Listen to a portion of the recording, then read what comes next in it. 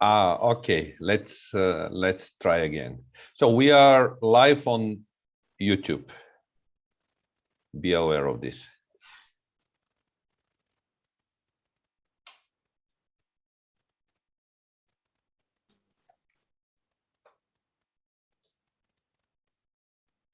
Fine. Can you say some words just to be sure that everything goes well?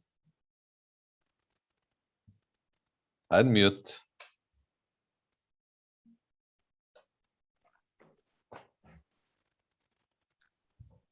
Unmute, Plamen. Excellent. Mute your microphone. Plamen, can you hear me? Just signal me if you can hear me. Try to use the microphone, the computer microphone, not the headsets. Is it better now? No. I'll stick to it produces awful noise.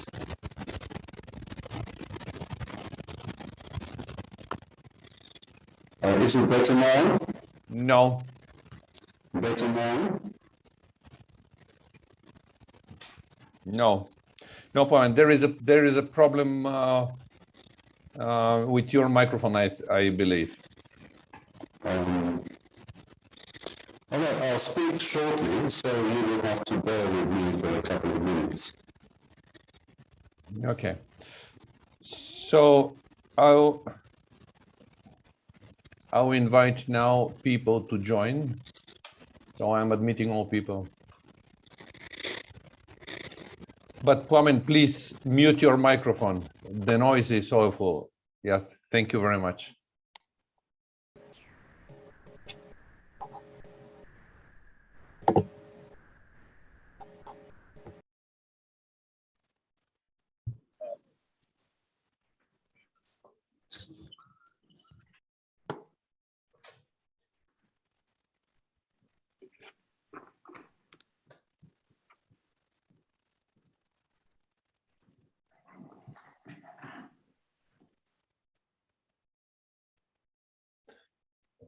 I think that we'll start in a couple of minutes. We still have people who are waiting to join us.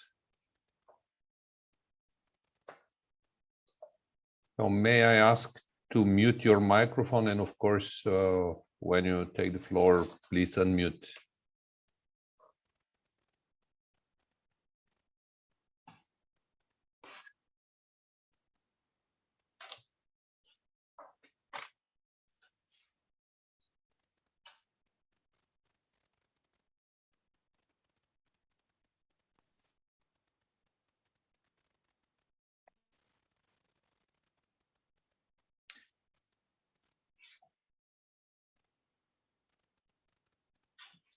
Okay, ladies and gentlemen, I think it's the right time to start today's discussion. Good morning, everyone. Good morning from Sofia. I'm Jordan Buzilov. I'm president of Sofia Security Forum, but I'm also co-founder of CECAP, Southeast European Center for Asia Pacific Studies. Welcome again to this interesting discussion. I also would like to welcome you on behalf of the Konrad Adenauer Foundation, which is our partner for today's forum. It is clear that the Indo-Pacific region is becoming increasingly important for Europe.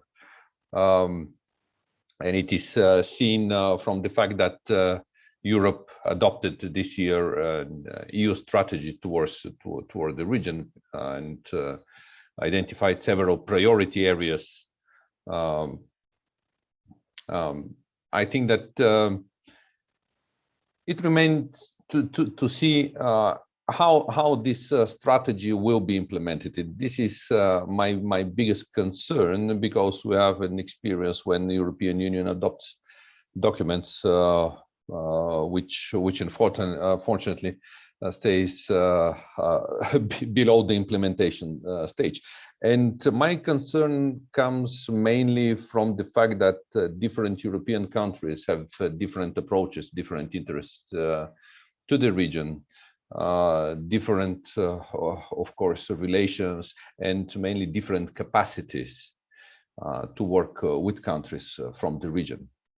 I would like to share with you that last year, Sofia Security Forum and the Korea Institute for Defense Analysis, KIDA, organized first so-called EU Republic of Korea strategic dialogue with participation of European and Korean think tanks. And I would like to tell you that during the discussion, it became clear that we have a lot of misperceptions about each other.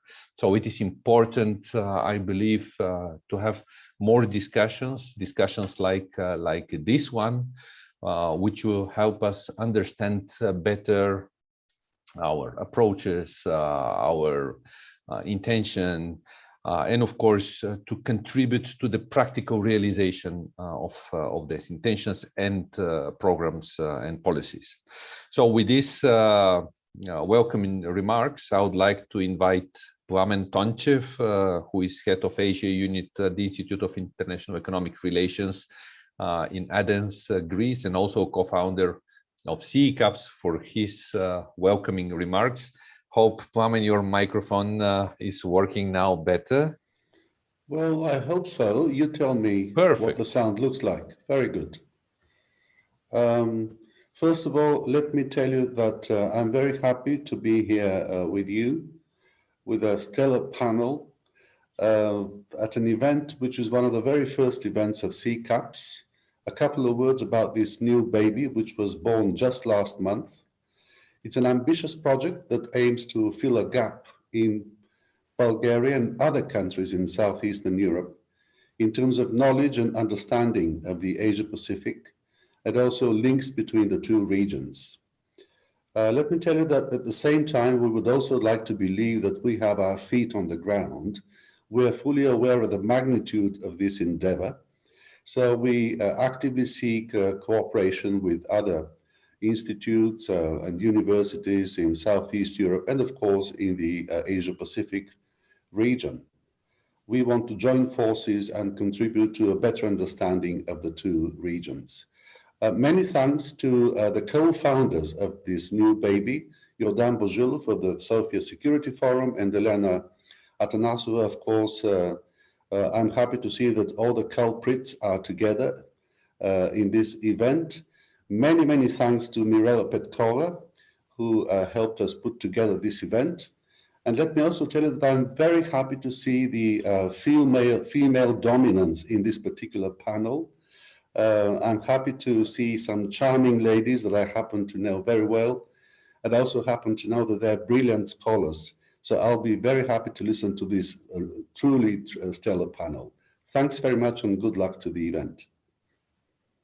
Yes, thank you, panel. And with this opening remarks, I would like to invite our moderator, Dr. Elena Atanasova-Cornelis, to take the lead. Elena is co-founder of CECAPS, but also senior lecturer at the International Relations of East Asia at the University of Antwerp, and professor at Université Catholique de Louvain, Belgium. So, Elena, please take the lead.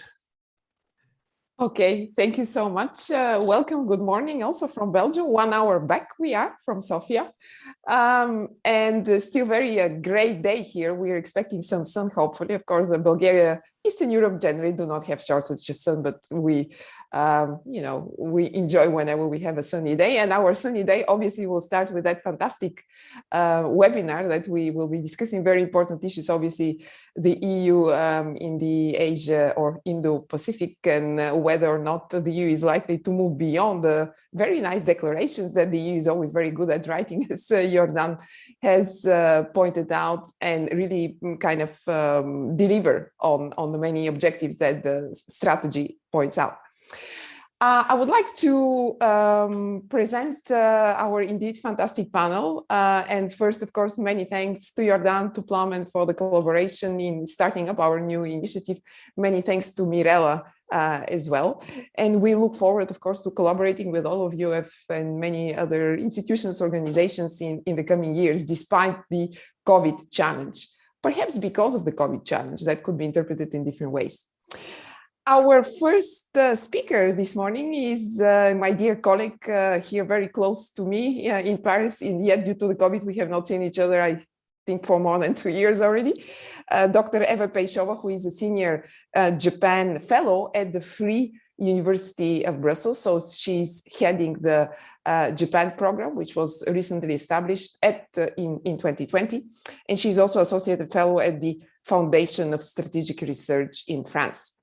Then we will have Dr. Takashi Hosoda. Konnichiwa, Hosoda-san, who is a visiting lecturer at Charles University in the Czech Republic, residing in the Czech Republic as well, and also research fellow at the Foreign Policy Center in Tokyo in Japan.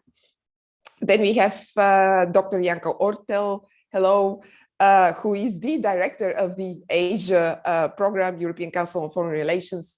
I have not had yet the pleasure of meeting Janko in person, I think, but I have certainly know about you, about your expertise and about your work. So very welcome to you as well to our panel. And of course, last but not least, our dear colleague in Sofia, Mrs. Mariana Trifonova, who is a program director and senior analyst at the Economic Policy Institute in Sofia, Bulgaria, really expert on Korea, Bulgaria, Korea-Europe relations. So welcome to you, Mariana, as well. Welcome, Hosoda-san. Welcome, Eva. I would like to ask the panelists to present their remarks for about, let's say, 8 minutes. I know that when we say 8, it goes up to 10, but it's good to keep less than 10. So please, so that we have some time also for the questions and discussions.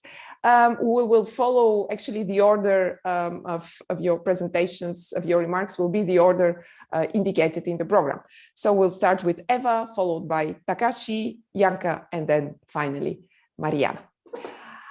Okay, Eva, please. Good morning. Here, the floor is yours. Good morning, Elena. Good morning. Good morning. Thank you so much for the warm introduction, and thank you so much for having me. It's a real pleasure and honor to be part of this initial project initiative by CCAPS. Congratulations on its foundation. I think it's excellent to see regions that are slightly less traditionally in the spotlight among the European Union, and to be hosting such an important event on the Indo-Pacific, which I believe is, as you said correctly, very little discussed in these parts of the world. So I'll probably speak even less than 8 minutes. I thought I would answer some of the guiding questions that you put in your program in very brief 3 points, just to elaborate on the strategy itself, what it is and what it is not, on the implementation process, and of course on the choice of partners. And spoiler alert, I tend to be, or I thought I would be rather positive, optimistic, and I'll leave the more contentious, ambiguous issues for the discussion and for the next speakers. So first of all, what the EU strategy that we just saw published in September is and what it is not. We hear a lot of criticisms that, similar to other strategic documents that we see in the EU, it's not a typical strategy in a sense that it does not really set exact goals, exact timeframes, exact, it tends to be very vague. This vagueness is, of course, the result of the fact that it's a consensus document, and it is something that has been perhaps done on purpose. It's still a work in progress that still needs to be filled with more concrete projects. So it's a bit of a framework. And rather than a strategy, we should read it, or I always read it, as a terms of reference document. It sets out the rules of behavior according to which we Europeans, EU, wants to be playing in this new Indo-Pacific theater, and what our partners can expect from us in terms of who we are, really. And to answer your first question, whether this strategy will increase the diplomatic weight in the region, I think the very publication already does that. And that's the first important point here. It's the symbolism, the political value of the document, of the publication itself, because it took a long time to come up with, that is important. It signals that Europe wants to be part of this new geostrategic game. It signals it to our partners, And by its focus, it fits itself, or it provides somehow, or tries to provide somehow different narrative to the overwhelming G2 discourse that we hear in the region, which is very much dictated by the US-China rivalry. And in doing so, it aligns with actually quite a few other strategies, including the ASEAN outlook on the Indo-Pacific, or the Japanese free and open Indo-Pacific concept, in trying to create or expanding this breathing space for those smaller, middle-sized actors in the region, which is an important one. The implementation, of course, needs to go, well, we need to go beyond the rhetoric. And if you want, you would have this political, symbolic level of added value. And then there is this practical, very small, on the lower side of the spectrum, very small practical contribution. This is crucial, of course, if we want to gain legitimacy and credibility in the region. And in a way, it is done by the individual member states. That's in some respect by the deployments of France, Germany, Netherlands in the region, which are some of the most visible activities. And frankly, when we talk with our Asian colleagues and partners, it is a German frigate, but it is ultimately perceived as a European activity. So that sort of plays in the favor of this announced European strategy. At the EU level itself, it's much lower spectrum of activities. It has been announced in the strategy: maritime security, connectivity, digital and environmental governance, supply chain security, etc. In fact, when you look at the document, it is all the things that Europe does already. So in a way, it somehow tries to connect the existing projects and initiative and craft a coherent approach politically out of what is already out there, right? So it's not something new in that sense. I would perhaps echo what has been said at the beginning. It's not something that we will wait for the implementation to happen, but it's basically taking what is already going on and putting a political framework around it.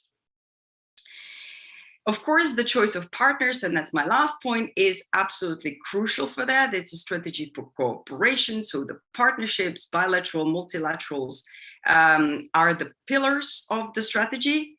And it is already in your description, in your introduction, and it is in the strategy. The choice of partners is quite obvious. Japan, Korea, Taiwan, Australia, all the like-minded ones are there.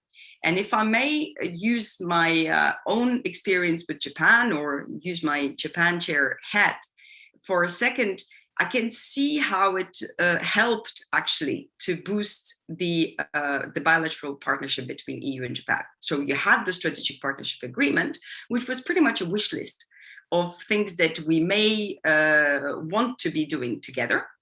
But there was still uncertainty about the kind of broader strategic directions that the EU, at least, because we waited for the EU strategy for a while, will be heading. So it was very reassuring for our Japanese counterparts to see the publication of the strategy. And frankly, it is the sort of common consideration that helps to steer the strategic partnership forward, also to more concrete actions in the future, including the crisis management agreement, perhaps one day, etc., etc. And I'll cut it short. I mean, there will be examples of what we can do together. Connectivity, again, I mean, there's a list of things that I could think of. But to conclude, I think bilateral relationships, the established ones, it's not just Japan, it will be Vietnam, Singapore, Korea, etc., we should try to kind of creatively combine them together by focusing on deliverables, right? And this is something that we just thought of with Elena actually here in our latest publication, which is the EU's engagement in minilaterals. So to use these bilateral partnerships and include some of the other like-minded or even less like-minded partners in trying to deliver concrete results.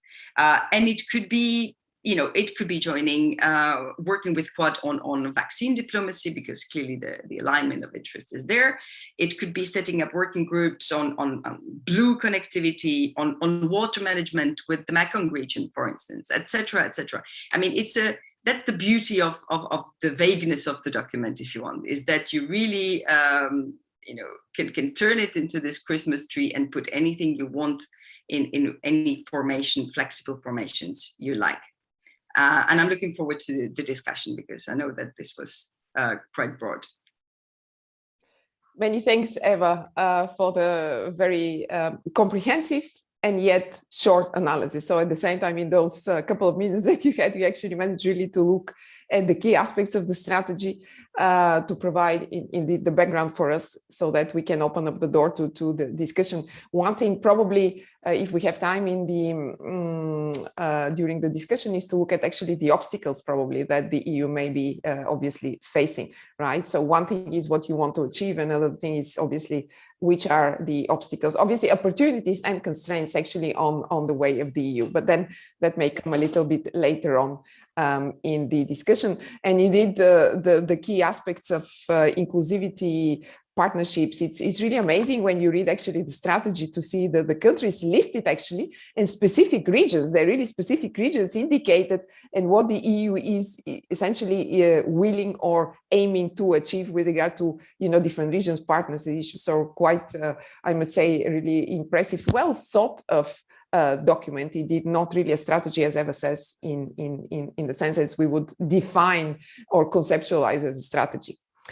Okay. Then we have Hosoda Takashi-san. Please, the floor is yours for your remarks. Thank you very much, Elena-san. Thank you very much. It's very high honor to be invited to quite such a great opportunity to exchange opinions with the excellent scholars and excellent experts. And I would like to share my presentation here. Can you see my presentation? Okay, thank you very much. It's within the 8 minutes. I try to rush up, and here is as fast. The why the Japan-European security cooperation required already. So many experts and so many scholars point out and explain why the cooperation needed. So that's why I would like to emphasize basically these 5 points, and especially the shifting the geopolitical and geoeconomic center of gravity to the Indo-Pacific. It's already well known, and also the in addition to add that this shift of geoeconomic center of gravity to the Indo-Pacific, the China factor is also another quite important element. But in this point, I would like to emphasize that it does not necessarily, for example, the EU's Indo-Pacific strategy is not necessarily have to be anti-China tone, but on the surface, but it should be something that actually restrains or diminish China is quite important for our allies or our partners.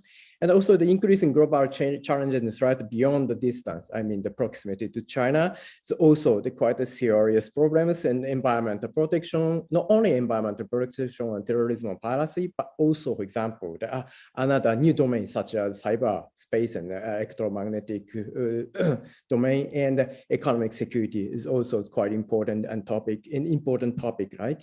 And also, I would like to emphasize the Japan and European countries share common values. Of course, it's common values such as human rights and democracy and so on. And also, we share the security dilemma of alliance politics, right? We are heavily depends on the United States, US military commitment. So on the other hand, we also would like to keep the balance between United States. And so in this sense, I think that the European countries and Japan can seek different approaches than the United States applies, for example, the more inclusive approach and non-military solution and so on. And it is possible to say that the middle power, so-called the middle power approaches to emphasize more norms and values. And so in this sense, I think there are so quite wide space to cooperate between European countries and Japan. And I would like to briefly explain the current status of the Japan-European security cooperation. And for example, within this year, already that not only France, but UK, but also Germany deploy the frigate and naval capabilities. And they for example, France not only deployed the naval capability, but also army. The French army, for the first time, exercise in Japan. It's a quite relevant development of the defense and security cooperation between Japan and European countries. And also German deploy for the first time in the past 20 years, the frigate and participated so-called observation of ship-to-ship transfer in East China Sea. It is depends on the United Nations Security Council's the number 2371 and 2375, and according depend on these resolutions, and each participant observed the illegal North Korean illegal transfer of the oil from unknown tankers and so on. This kind of the operation and is quite important. So in this sense, I think that the United Nations forces still exist in Seoul, the headquarters, and the real headquarters is located in Yokota in Japan. And this kind of framework is quite useful framework to expand the possible cooperation between Japan and European countries. And also this table showed you the current development of the Japan and European countries, for example, 2+2 dialogue and the joint research agreement and agreement of transferring defense-related technologies, and the so-called GSOMIA, it's a protection of the information, and AXA is acquisition and the cross-service agreement, especially, but Japan's AXA means that to supply the fuel and water and so on during the exercise, not for the actual wartime situation, but still it's a quite big progress to increase, and especially thanks to the Prime Minister Abe's approach to wider the cooperation, not only with the United States, but also with European countries. So, and this table shows you, for example, France, UK, and Germany, and not only these three powerful European countries, but also Italy. And also, in some extent, NATO had this kind of special agreement with Japan. And in the domain of the maritime domain, cyber domain, and the space domain, the Japan has basically bilateral basis, but some kind of dialogue. And I would like to emphasize on, especially in the maritime domain, the German participated so-called LECAP. It is Japanese initiated the regional framework to share the vital information related with piracy and armed robbery in Asia. So in a sense, the German participated August this year, this framework, and France also attempted to participate the framework. So in the sense that this kind of bilateral basis, but the approach by the European countries to increase the stable or regional or security situations. And also, I would like to emphasize that in 2018, EU and Japan agreed and signed the EU-Japan Strategic Partnership Agreement. And according to the agreement, both sides agreed the peaceful solution of dispute. And for example, the Article 1 mentioned the rule of law, emphasize and importance of the rule of law, and crisis management, proliferation of the weapons mass destruction, terrorism, maritime security, and cyber. But of course, the agreement signed in 2018, so that's why the economic security does not mentioned in that agreement. So that's why I expect that in near future, it should be updated. And now the United Kingdom and Japan start a negotiation, so-called reciprocal access agreement since September this year. And especially for the more free movement of the soldiers for exercise purpose between Japan and the United Kingdom. So in that sense, this kind of the progress should be done and should be encouraged. But on the other hand, these approach is basically the bilateral one. So that's why we need to increase this bilateral, to improve this bilateral basis approach to more multilateral one. And here I'd like to explain some challenges of the cooperation. Already, Peisoba Sensei explained so many criticism to the EU's Indo-Pacific strategy and also some approaches. But yeah, of course, it's a first step. And we have to improve the situation, but at first we need this kind of the solid, the framework. Then we can improve these framework, right?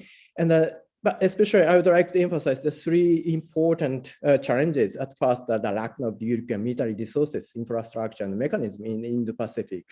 And especially, France is one of the regional residential power in the Indo-Pacific, but the French's military capability, especially naval capability they dispatched in Indo-Pacific region, is quite small, and almost all, for example, the French frigate deployed in French Polynesia, that frigate does not have anti-ship missile. That ship does not have anti-submarine warfare capability. So that's why it is useful for the surveillance and the patrol within the EEZ, French EEZ in the Pacific. But if some occasion that ship need to counter the China's modernized Chinese naval capability, it is totally shortage, right? And also the framework and infrastructure. But in this point, that Japan can arrange, and Japan and European Union can cooperate and to prepare the possible some framework to continuous deployment of the European countries in Asian area.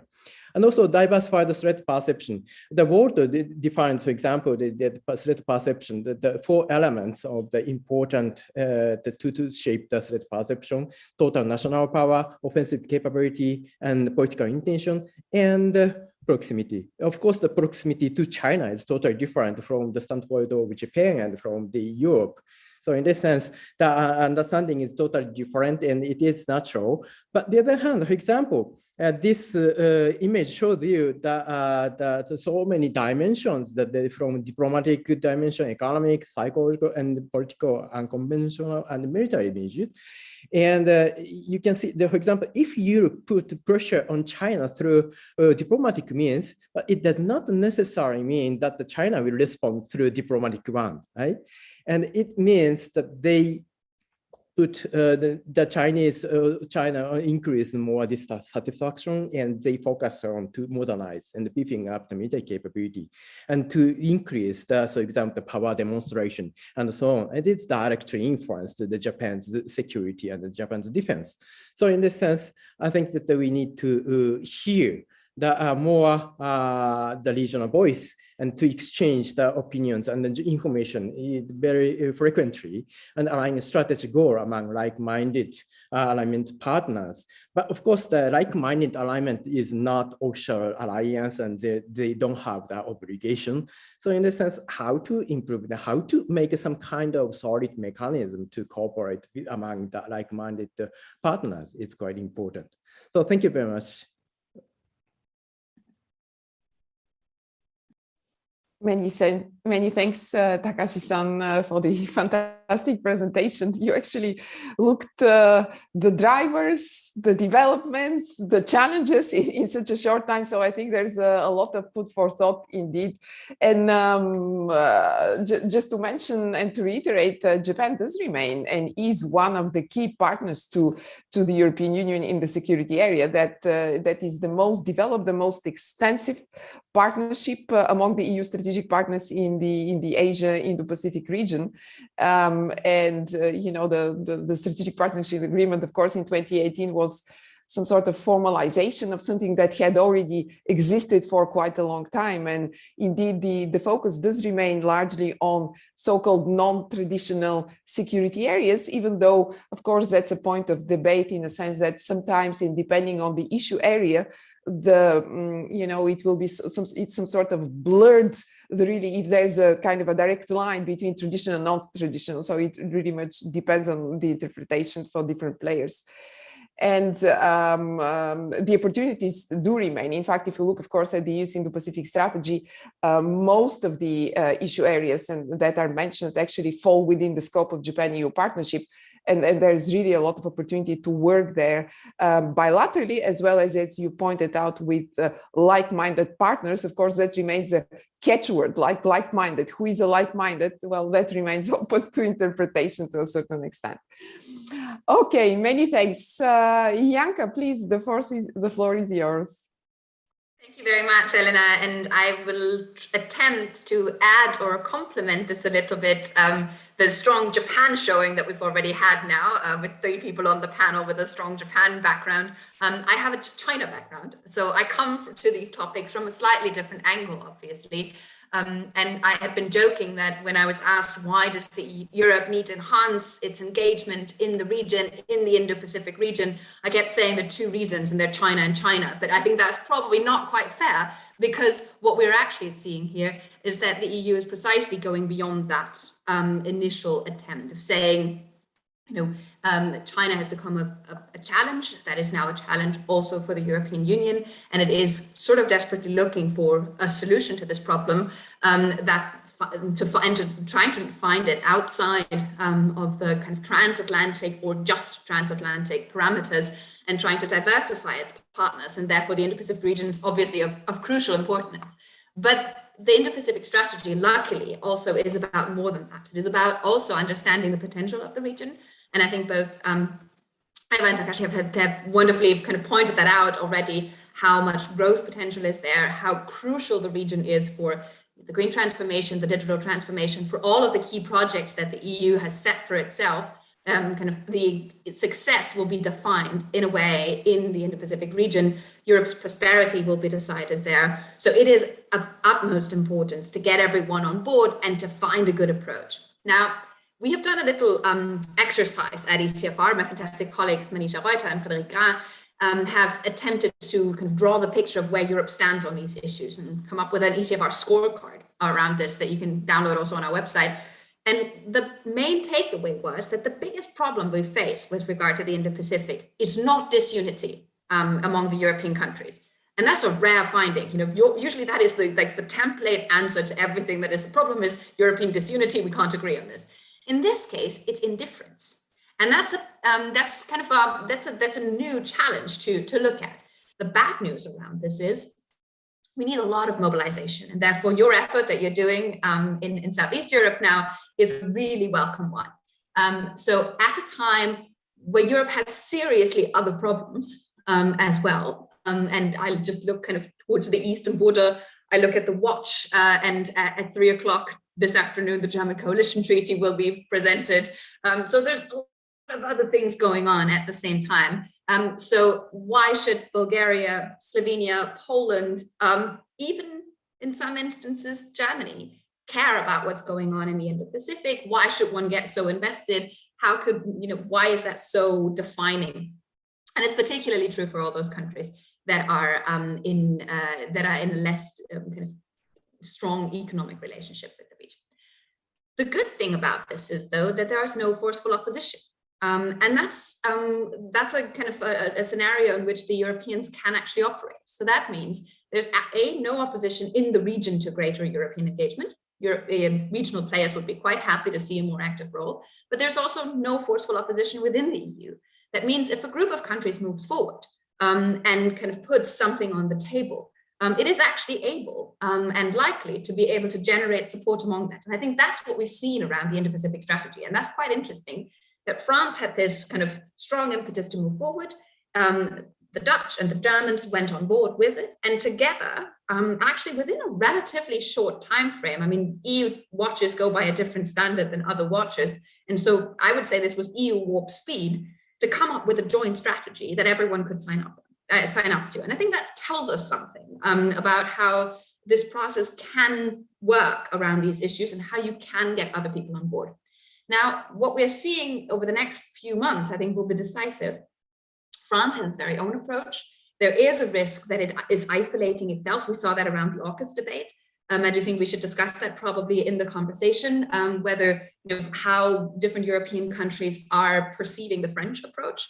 Germany, I guess, is going to be key for moving this forward. But there was a small group in the last Merkel administration that pushed the agenda forward, not unsuccessfully, actually quite successfully.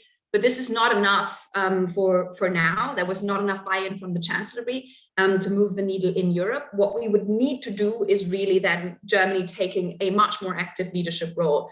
And that is going to be the big question that may be resolved today at 3 o'clock when we see the coalition treaty and see what the German government is up to and what it wants to do.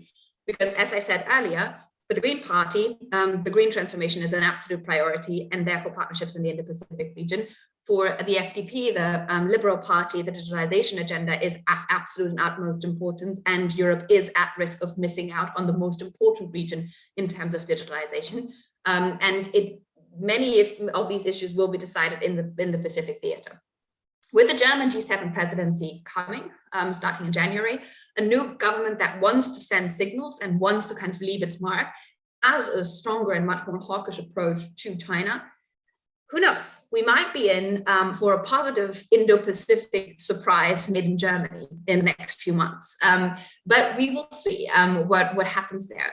I might leave it at that, and we can go into the discussion and later into the discussion. I do think that we should spend a minute or two on AUKUS and what it means and what it has taught the Europeans, and whether that was the last kind of wake-up calls, wet cloth slapped in our face that we needed to really wake up to what's going on in the region. Okay, wonderful. Thank you so much, Janka, for raising a number of big questions, which not all of those, of course, have answers at the moment, but indeed the EU Indo-Pacific strategy, it's certainly not all about China. It goes beyond China.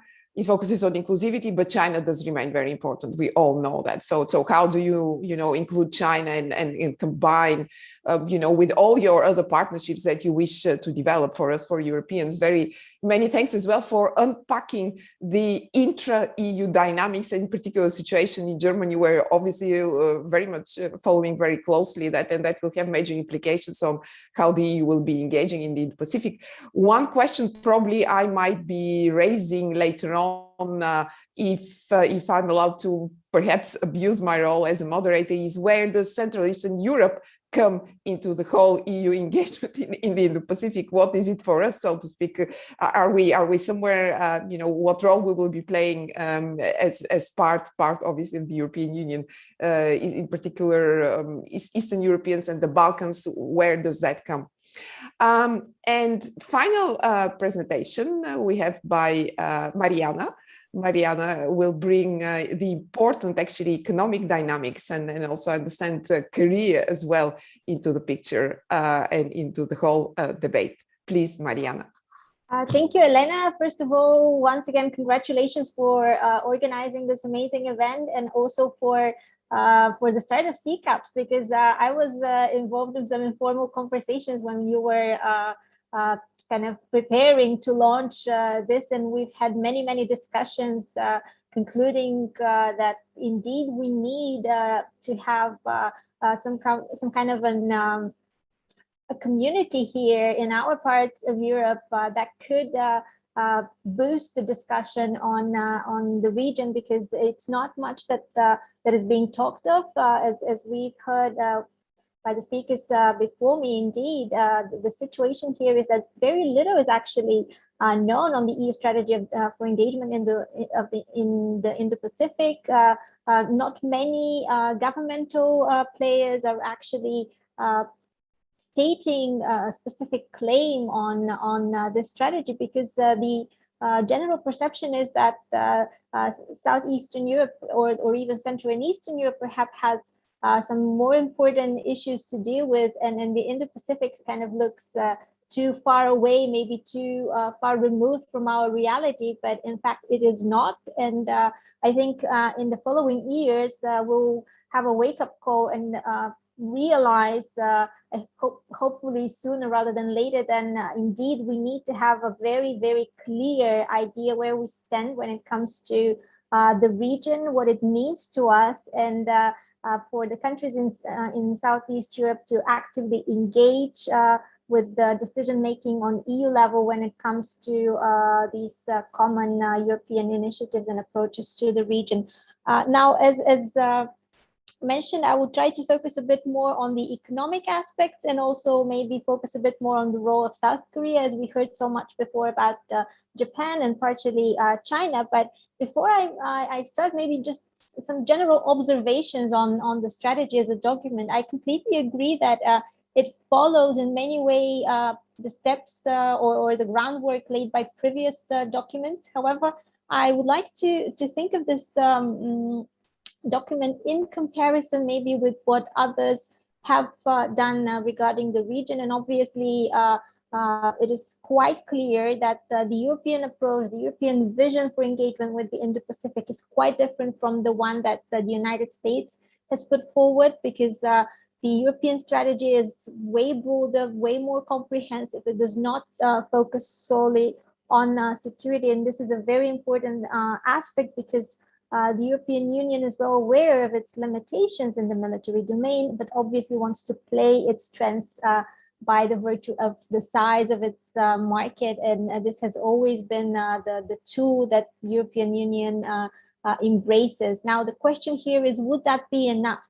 Would the prospect of greater economic relations with Europe and access to the European markets be enough to tantalize the interest of some strategic partners in the Pacific, specifically when the European Union does not in fact have this military presence that is, for example, obvious when it comes to the United States, and also cannot intervene if these strategic partners in the region have to make a tough choice between, let's say, US-China rivalry.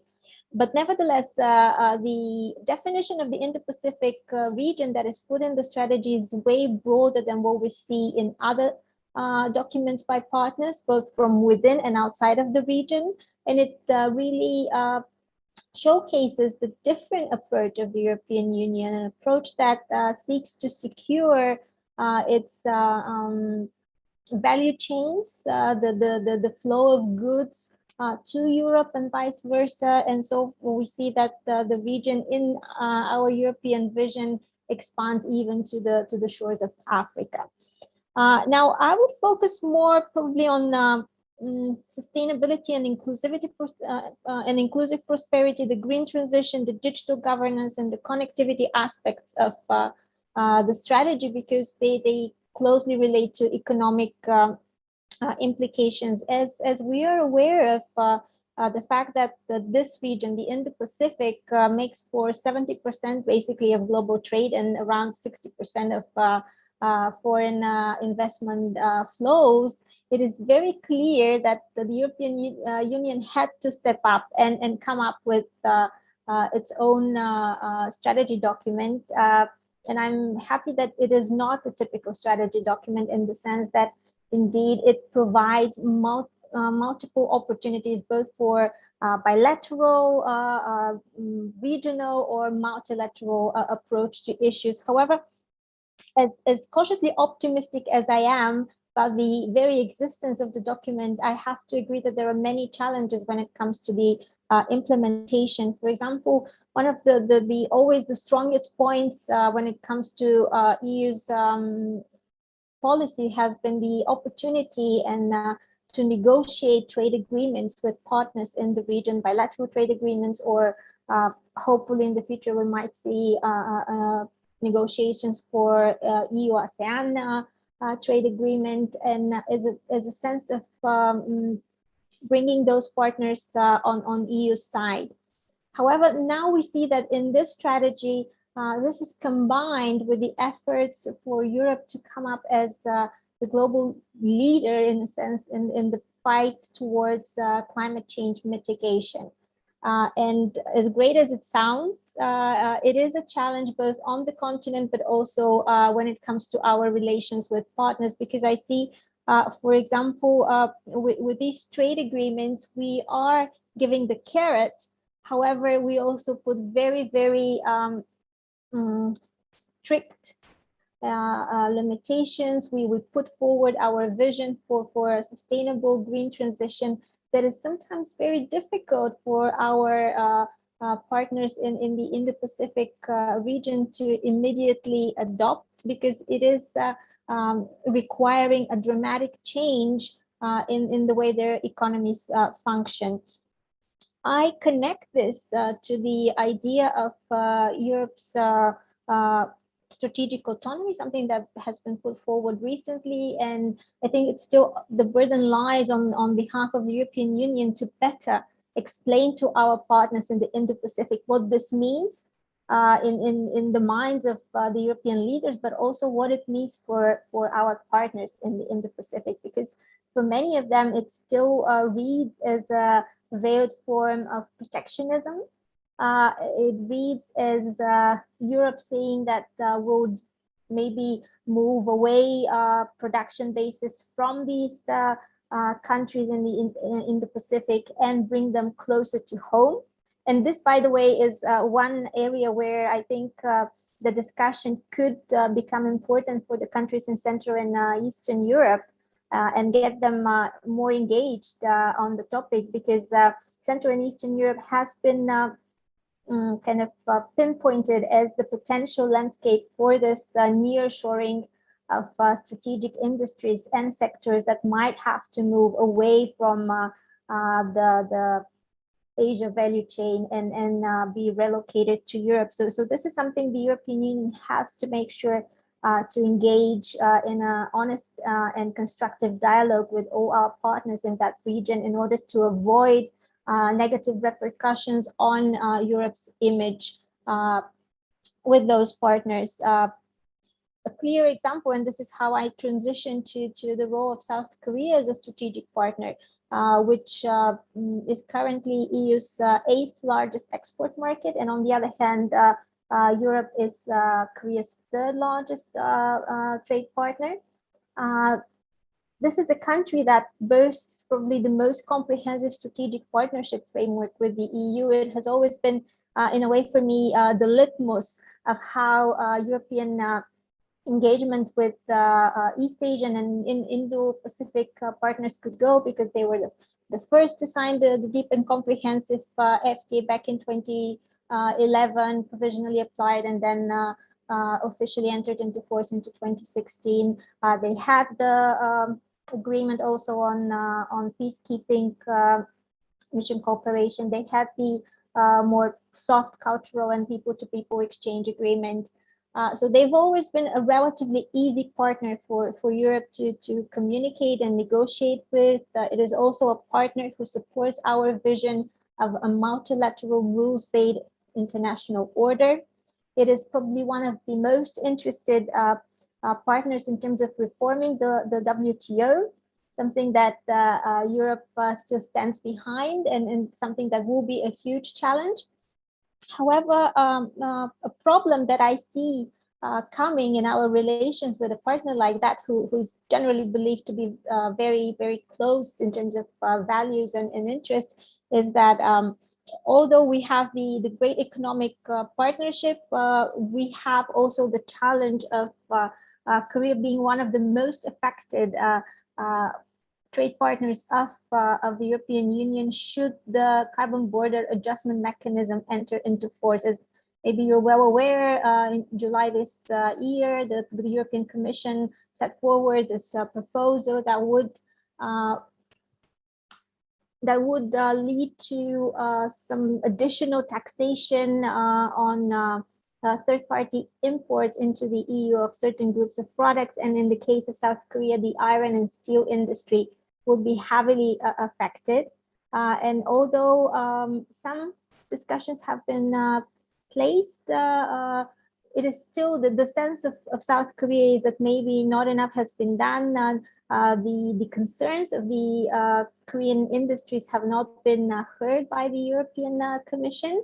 And we have to tackle such issues. And I'm pretty sure that a similar discussion would involve also a country like India, a country that has showed in the past year and a half even stronger interest to engage with Europe on economic issues, and the negotiations for a trade agreement have been restarted. So we have to keep this balance. And I would conclude by just saying that my main concern is, would the economic carrot be enough to tempt our partners in the region? And I would say that the burden is on behalf of the European Union to connect with partners, to communicate with them openly, and to explain its vision on its new strategic autonomy, so that it, and also on its climate and green transition vision, so that it does not clash with the economic relations, with the digital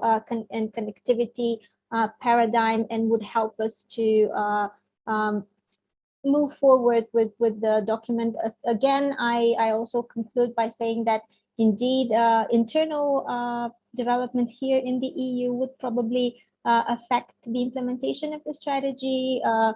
French and German policy for sure, but also in the region as well. There are some upcoming changes. For example, in Korea, we will have the presidential elections in March 2022. And historically, we know that foreign policy might change from the start to finish of one presidential administration in Korea. So these are things to look out for. I would stop here. Thank you very much and look forward to the discussion. Thank you so much, Mariana. I couldn't have even envisaged a better final presentation than yours, actually, to what is absolutely a fantastic panel with presentations complementing each other in really amazing ways. And especially you brought also the US in the picture, which is so very important, of course, when we speak about the Indo-Pacific region, and also the differences. I was really like very much the differences that you emphasized between the EU's and the US vision. I see also somewhat the space for Central Eastern Europe in these new changing dynamics, as you pointed out, on the possibility, if you try to move away from Asia and the production side, maybe Central Eastern Europe would be an interesting candidate. But what challenges, on the other hand, that would pose for further implementation of the EU strategy? Interesting. And finally, the importance, we often look at the economic kind of tools in foreign policy as carrots, right, as you define them.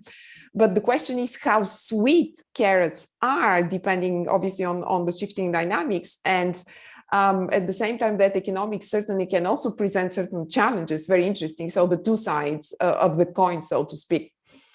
Okay, and indeed the importance of internal dynamics within the EU. And I really liked your reference at the end to the South Korea's presidential election. That will be very, very important in generally defining South Korea's foreign policy, in particular in the region. I have been closely following the two candidates' views on Japan and obviously implications for the European Union, depending on the president that we will have in South Korea.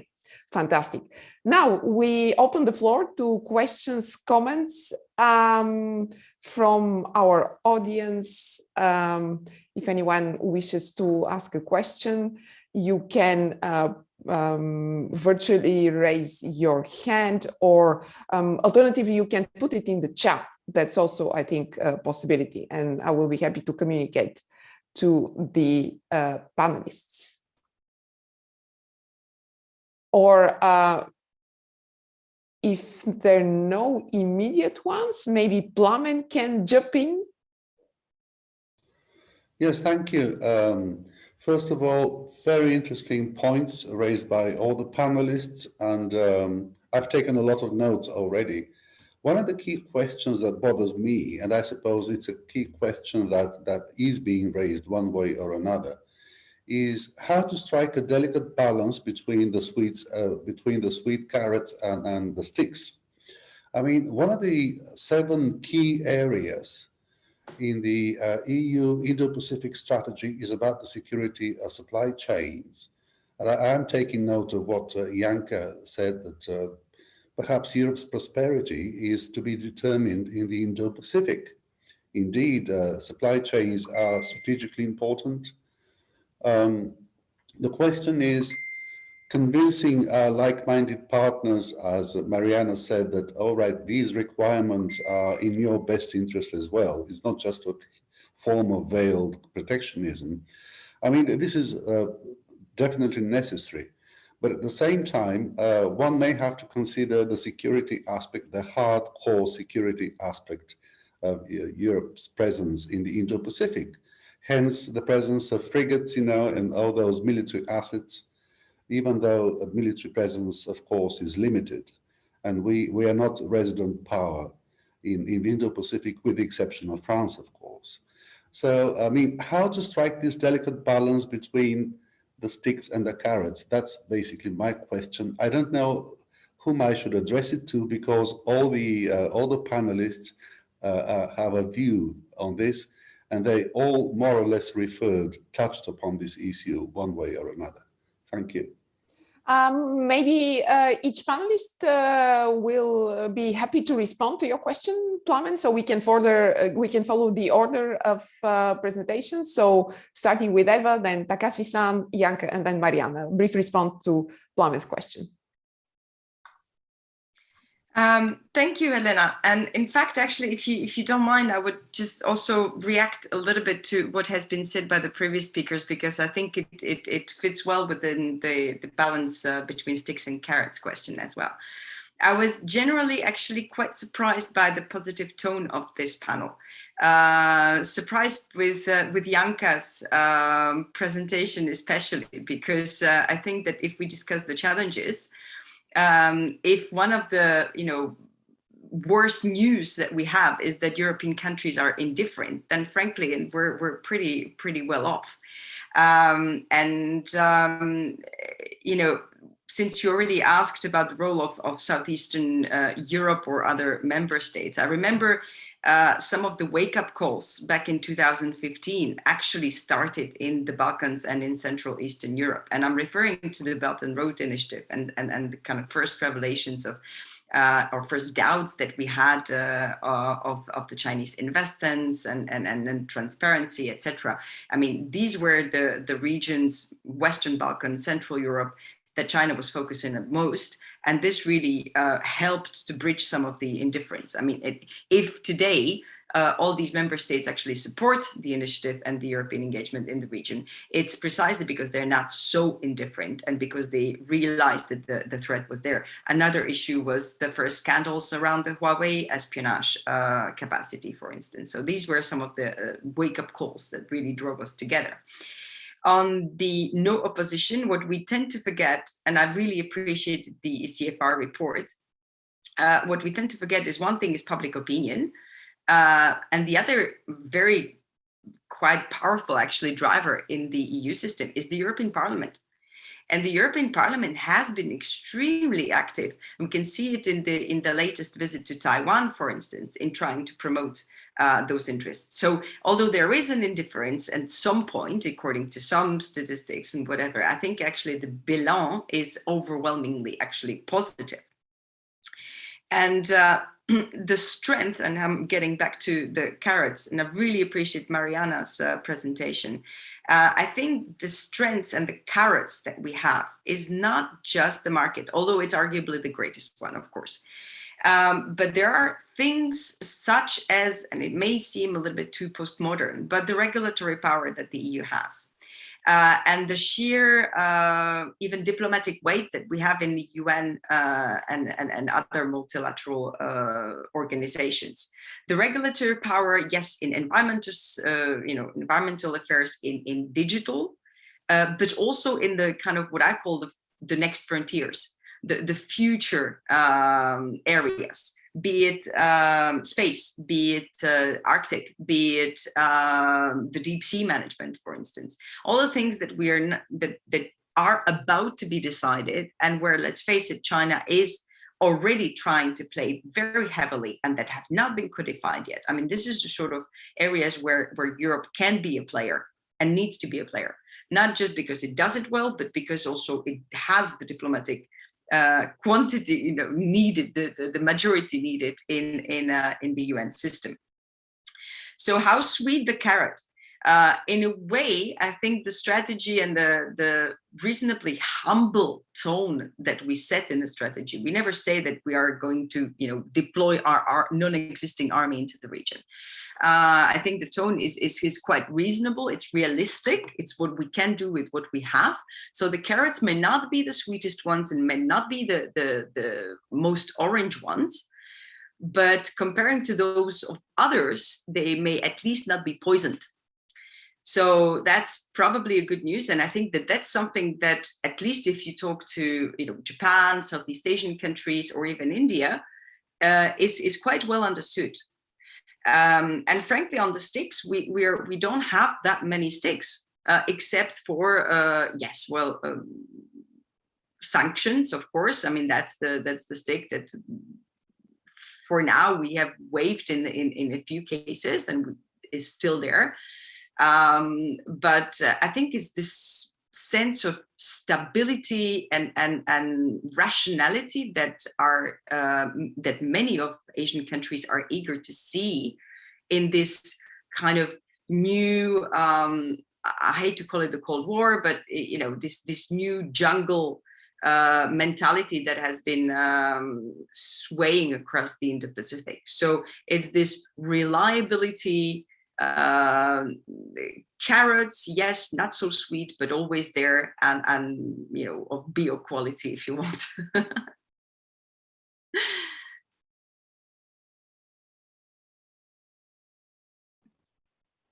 Okay, many thanks, Eva, for those remarks. Takashi-san, please, your comments. Yes, thank you very much. I would like to reply to Dr. Tonchev's question, and especially about the supply chain and security. And when we are talking about the supply chain, always we are focusing on, for example, labor power and parts and resources. But also, it is quite important how to transport these parts from the production line to the market. So in that sense, we are heavily dependent on the maritime transportation, and the sea lane of the communication is quite important. So in this sense, for example, Japan heavily depends on the sea lane of the communication from the Middle East through the Indian Ocean, across the Strait of Malacca, South China Sea, and East China Sea in Japan, right? So in that sense, the sea lane of the communication, or safeguarding of the sea lane of the communication is quite important. So on the other hand, the Indian Ocean and the Pacific Ocean is quite wide.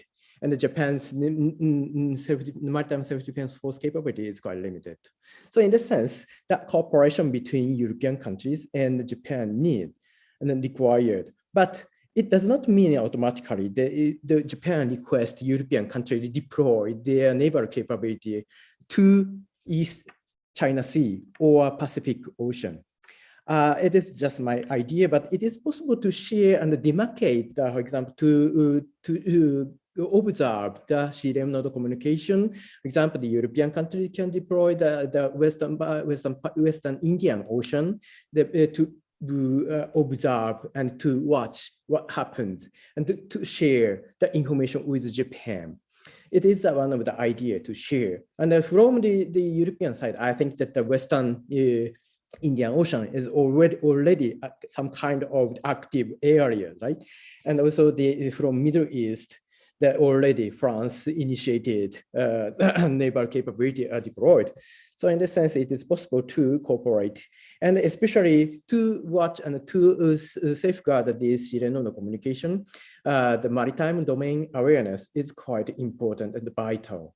And especially how to share these kind of vital information, maritime domain awareness, it is quite important to cooperate in the space with the satellite, with communications through the satellite, and to share the information quite,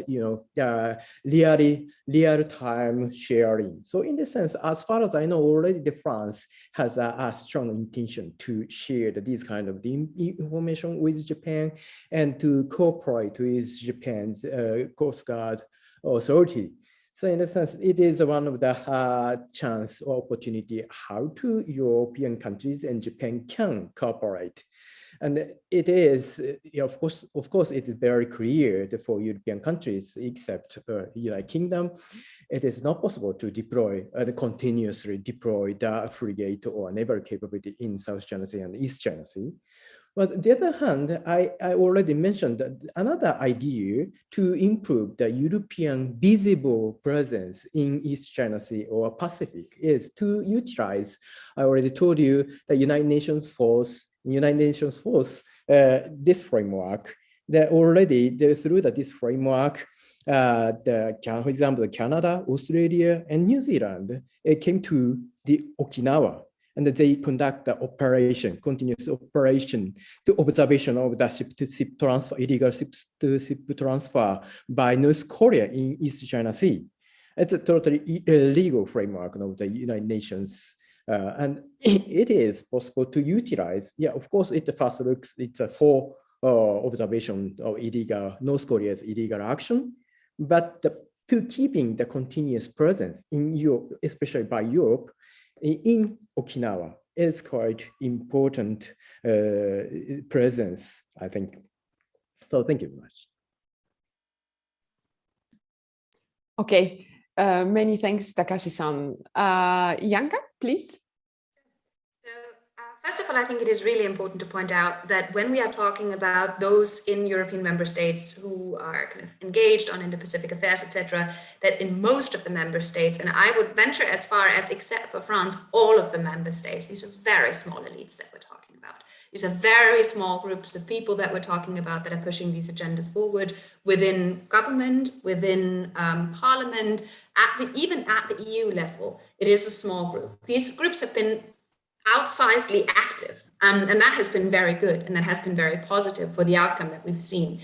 But this does not resonate on a kind of broader societal backing, and that is particularly the case in East and Southeast Europe, where there is a degree of so at least what we can find in our study, there's a degree of, okay, yes, this is an important issue, but it ranks like from, like on our agenda, it ranks on like 0.10, and there's 9 other things that are way more important than that on the agenda beforehand. So that's the one thing I think that is really important to point out, because it does have an effect on how you can generate the kind of the activism that you need to implement this. So with this structure that we have currently at the EU level, the argument would be you can wave through a strategy process like this because it doesn't run into any major obstacles at any point, but you do not get the activity level that you need to really fill it with life. And that's the kind of challenging step that we have to face now.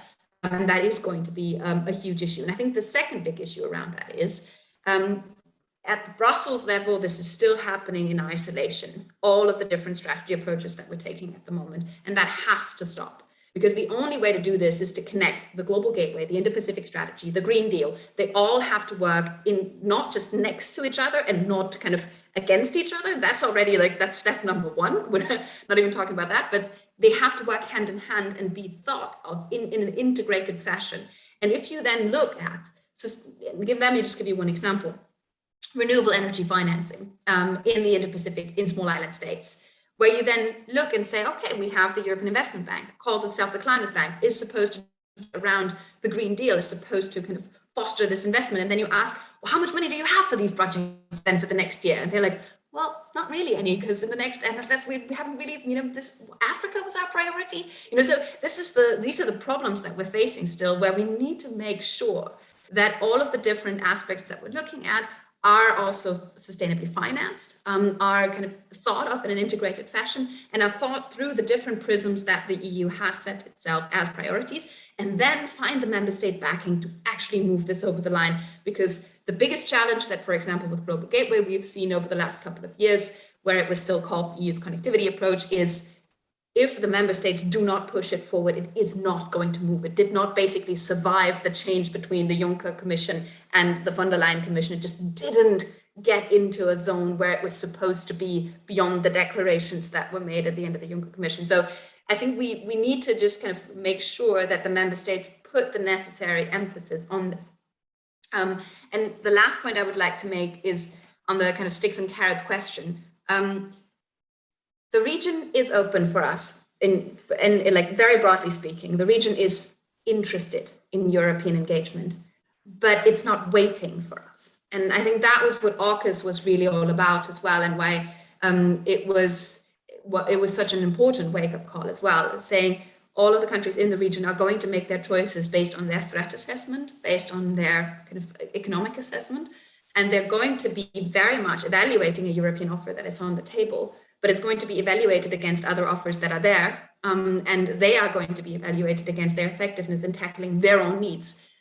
So a decision like AUKUS makes absolute sense from an Australian perspective if your biggest worry is that you are going to find yourself in a kinetic confrontation with the Chinese military at some point.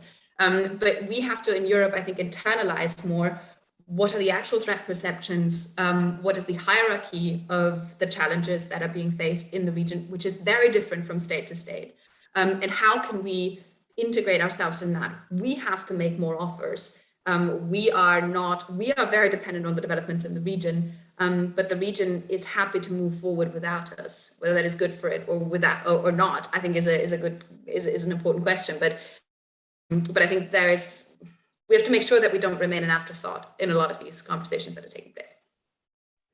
Fantastic, Janke. I think, Eva, in your first kind of remark, you mentioned that the panel seemed to be rather optimistic. And as we move deeper into the discussion and dig deeper, the devil is always in the details. Yes, unpack the strategy, we become much more, I wouldn't say pessimistic, but really realistic about the challenges that are awaiting us. Mariana, please, your comments. Okay, thank you. Very briefly on Plummer's question about the carrots and the sticks.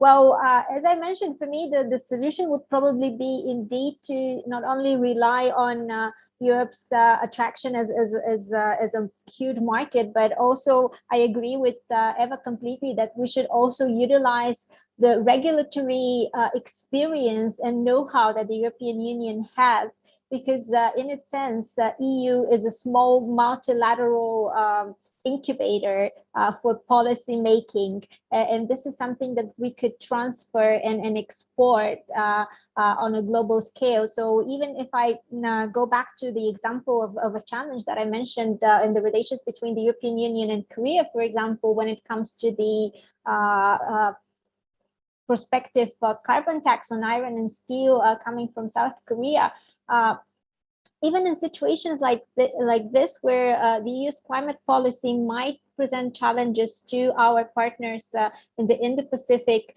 the approach would be first to have an open discussion, taking into account the views and concerns of our partners, but also offering a viable solution such as a partnership for green transition. And this is indicated obviously in the strategy, but an example, very concrete example, this Friday we have actually here the Economic Policy Institute is organizing our bilateral Bulgaria-Korea policy forum, but we also look at it from the wider lens of EU-Korea relations, and we have two scholars who will be presenting papers exactly on tackling this issue, how Europe and Korea could cooperate on the basis of the European Green Deal and Korea's Green New Deal in very specific areas. One of our scholars is, for example, looking on ways how Europe, with our regulatory experience, could help Korea, who otherwise has the innovation capacity,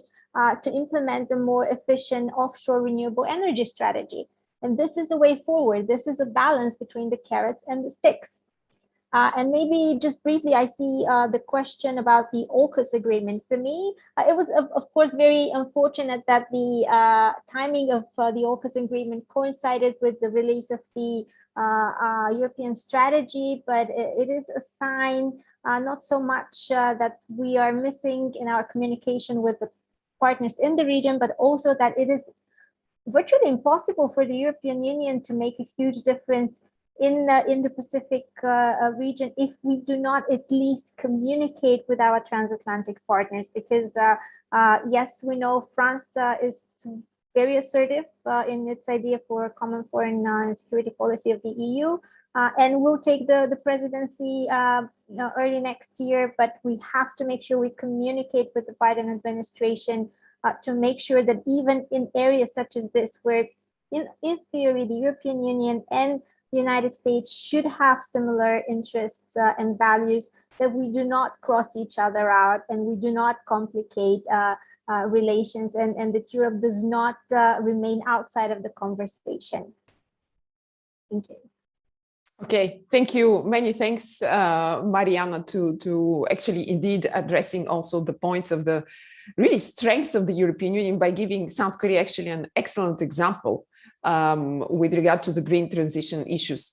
You have also jumped a little bit ahead and looked at the questions in the chat. I was about to raise that as well. So many thanks, Mariana. Janka touched upon the AUKUS. I would like to give the floor to Eva and Takashi-san.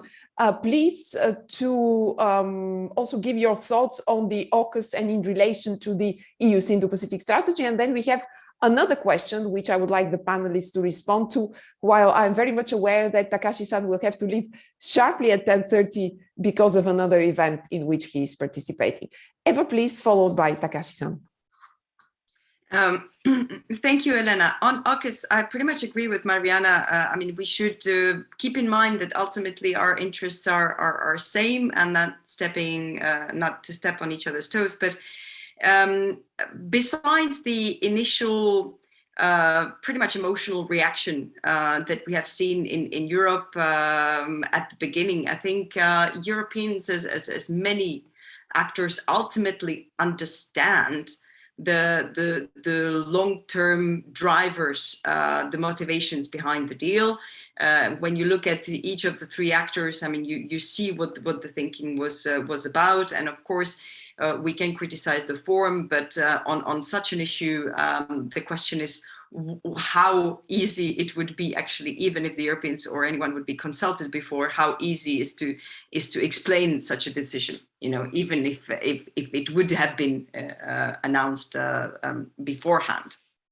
But having discussed this in both in Paris and Brussels, I think the general mood now that the emotions have settled down a little bit is that it gives the French and the European strategy even more a sense of urgency, in a way, that despite these sort of developments, we need to actually be more proactive and demonstrate our own policy towards the region. And of course, I mean, it does not negate the fact that we want to be continue cooperating with these partners. Perhaps on the little anecdotic side, sitting in Paris, I must say that in the aftermath of the announcement, it seemed like every taxi driver and supermarket cashier overnight had a very solid opinion about what is a nuclear submarine and the Indo-Pacific. And it became such a huge issue nationally in domestic politics that somehow it seems that the Indo-Pacific has gained significant publicity. So when we talk about, you know, public opinion and the public indifference towards the region, then perhaps this is the sort of shockwaves that we need, because suddenly it really got propulsed into the national DISC debate, and that was perhaps one positive outcome again. Absolutely. Many thanks, Eva. Takashi-san, very briefly, because we have one more question that I would like to from the audience. Thank you. Yeah, thank you very much. I think that the AUKUS is the one of tools, right? And it is not a competitor of the European Union or another framework of the cooperation between Japan, the European Union, or Japan, the United States, and so on.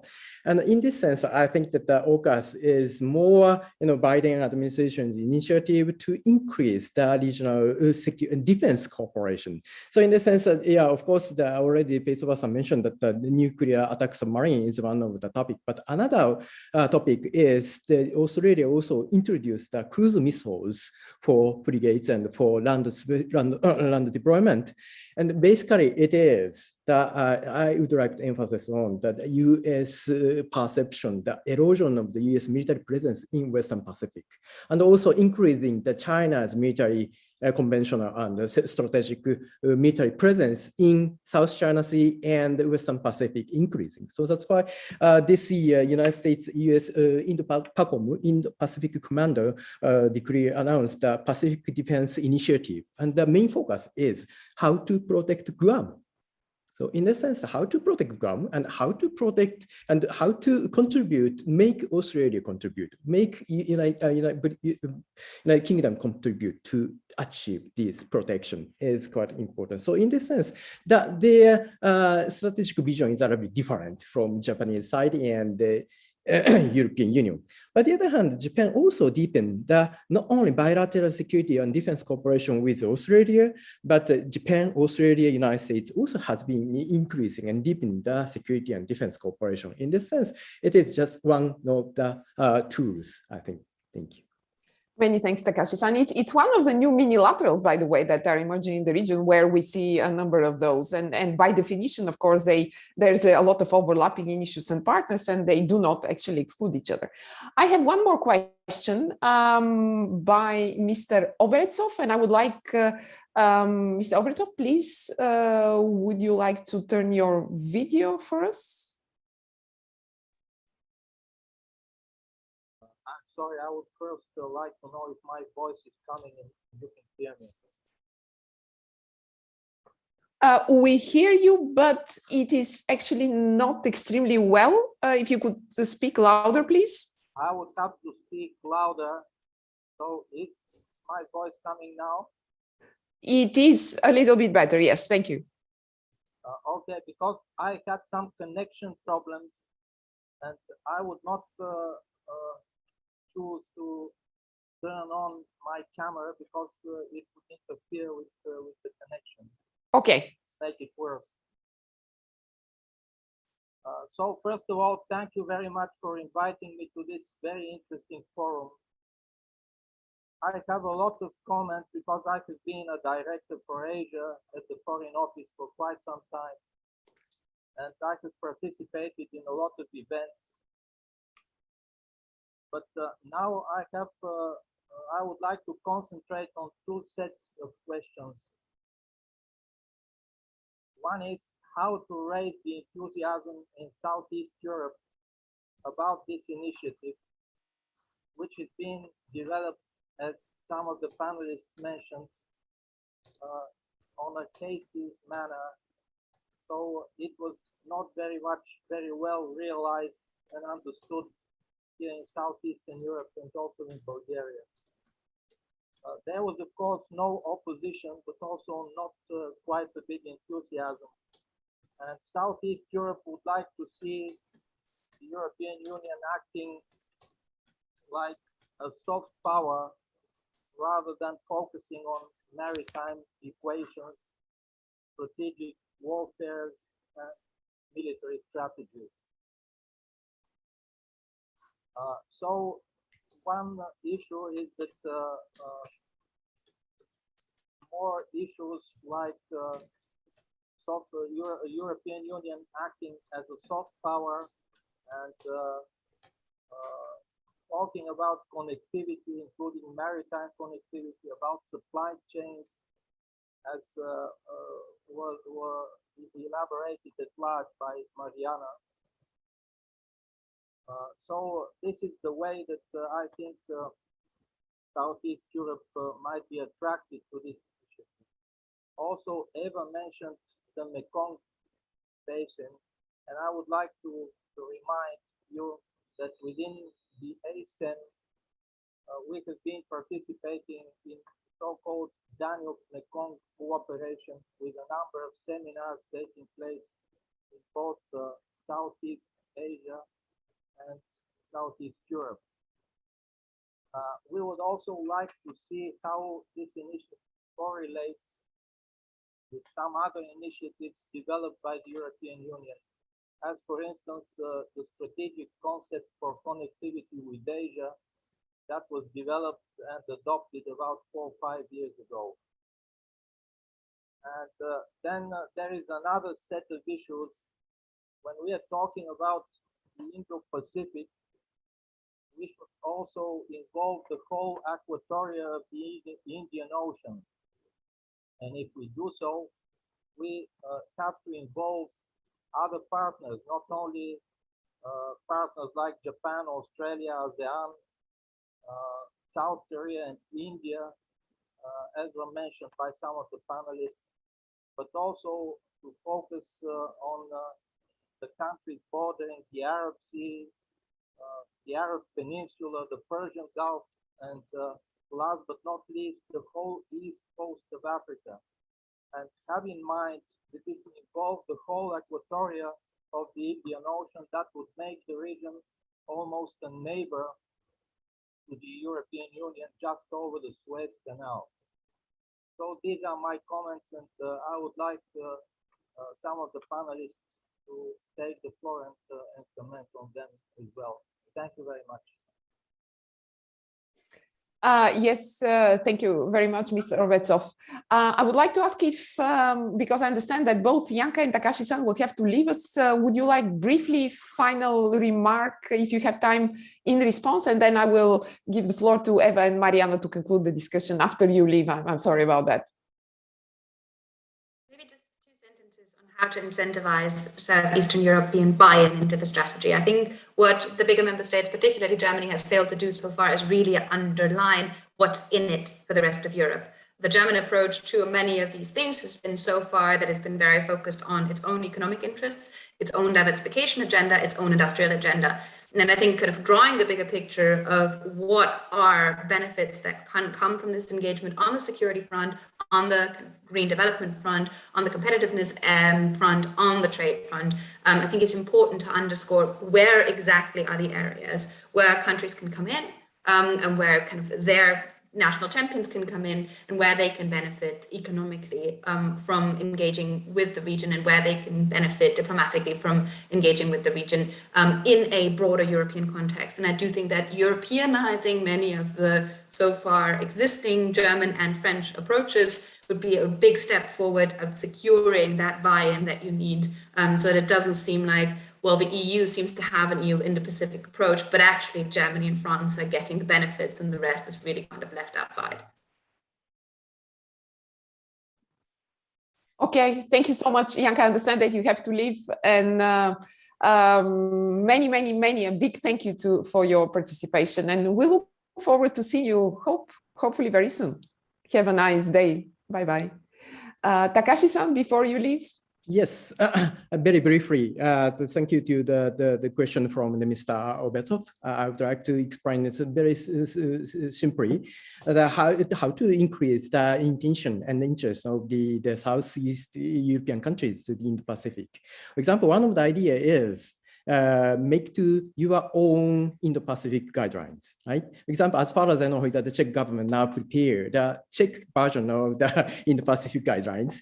So and another idea is what about to deploy your soldier, the expert to the ASEAN region, especially ASEAN region countries need to foster the so-called capacity building process. So in this sense, for example, Japan and other countries support them to establish their capability and support the capability. So in this sense, to deploy this kind of expert from Bulgaria, for example, to the Vietnam, for example, is quite useful. Another major way to increase the interest of the public in your country.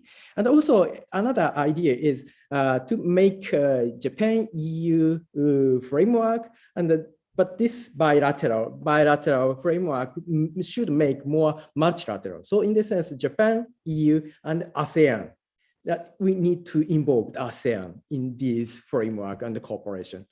Thank you very much. Thank you so much, Takashi-san, and a big thank you as well for your participation. We wish you a fantastic day, fantastic panel, and we will be keeping in touch for further collaboration. Arigatou gozaimashita. Bye-bye. So we have out of the four, the two ladies, Eva and Mariana, remaining for the concluding remarks and responses to a question. So what do we do about Central Eastern Europe? How would you really kind of mobilize, the population, leaders, experts behind that grand idea of the EU's involvement in the Indo-Pacific? Eva, please, and then Mariana. Yeah, thank you, Elena. I will need to run soon as well, but just to comment on what has already been said, it's a push and pull debate as well. So, I mean, I already mentioned that the scarecrow here was in, there was a Chinese presence, investments in those parts of the world that in some cases, and I can speak for the Czech Republic, for instance, have revealed to be, to not happen very good. And that was actually one of the drivers, or that really attracted the public attention. Some of the scandals related to the Huawei espionage in Poland, for instance. I mean, these were the few moments where the public got interested.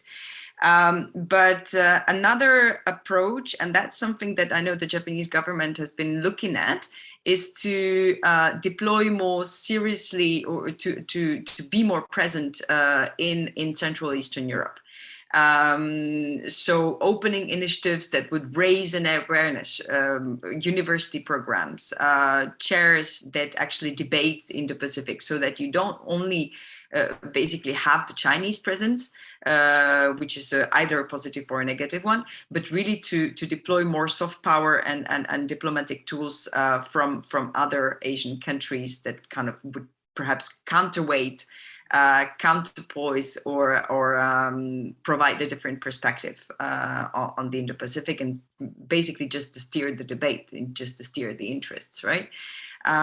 So that's I believe something that has been understood in Tokyo and seems to be work in progress. So hopefully we will see more of it soon. And yes, on the European level, in our level, on think tanks, etc., we need to be discussing not just between Germany, France, and Western Europe, but really to broaden the debate.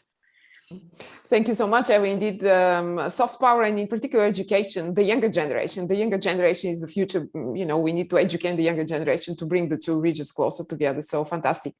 You will have to leave us as well, I understand. Yes, we are finishing, because I would like to give the floor to finally Mariana. And to conclude, I apologize to our audience that we are a little bit running late, but that has been a fantastic debate, and 90 minutes is absolutely not enough for that fantastic discussion. Mariana, please. Thank you, Elena. I will try to be brief, and of course, thanks to Ambassador Roberto for the question. Obviously, for our region, quite often engagement with China is probably the only connection to the Indo-Pacific region, and I would not like to put a normative stance on whether this is bad or good, because I think it is a shade of gray, so to speak. But an example of how we could raise the enthusiasm, for example, earlier this month, during again giving examples from the Korean perspective, but during the President Moon Jae-in's visit to the V4 countries, that was an initiative put forward for Korea to invest in and facilitate the construction of a rapid train between Budapest and Warsaw. If this could be tied into the initiatives within the Indo-Pacific strategy of the European Union, this could be a way to raise the interest of the countries in the Central and Eastern Europe to really get more engaged with the topic, and to see what opportunities are there for them, because trade and investments, of course, are one of the most powerful tools to increase this engagement, especially given the fact that many of the countries in the Indo-Pacific, or rather in the East Asia area of the Indo-Pacific, are very innovative, very digitally savvy, and they also have green technology that could help Central and Eastern Europe as the more polluting and carbon intensive industry production base in Europe to move forward. So there is something there for the countries in our region to benefit from, let's say, Europe's increased engagement with the Indo-Pacific and its partners. We just have to communicate it stronger, and that's why meetings like this are important. That's why talking about it is important. Publishing policy papers, increasing awareness amongst academic circles, amongst professionals, and obviously also amongst the business community. Wonderful. Okay, and this is where also our the new Center for Asia-Pacific Studies is, right? I think we can end the discussion at that note, that this is indeed one of our key objectives, to promote more the understanding of the region, the need to engage, of course, the benefits of cooperation. It has been a fantastic discussion. Thank you so much for our panelists, Eva and Mariana remaining, and of course, Yanka and Takashi-san, who have left. Thank you so much for our audience. Apologies again for a little bit running late and finishing with 10 minutes later, 8 minutes later than the schedule. And this is obviously a conversation that is going to continue in many future events, publications, and hopefully much more collaboration between Europe and Asia and Europe. Thanks again, and have a nice day and afternoon to all of you. Bye-bye. Thank you all. Goodbye.